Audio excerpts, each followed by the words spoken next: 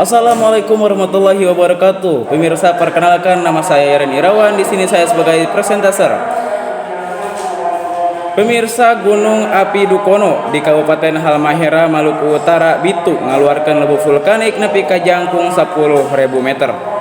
Tim SAR gabungan masih kene ngusaha ngevakuasi puluhan pendaki anu masih kene kajebak di gunung.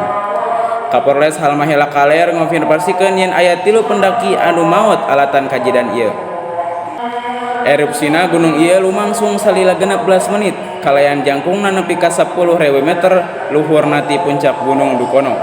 Lebu nu kaluar katingali warnana bodas kulaun nepi ka hideung ngalir ka alah kaler kalayan intensitas anu cukup kaku.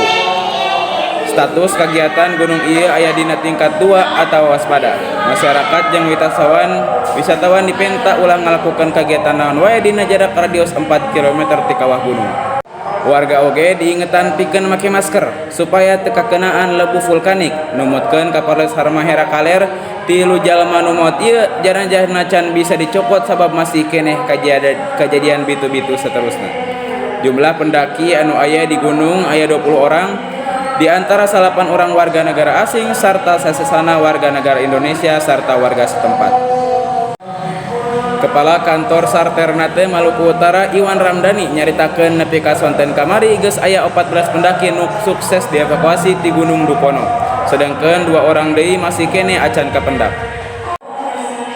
Pemirsa, sekian warta anu kesim kuring didugikeun. Wassalamualaikum warahmatullahi wabarakatuh.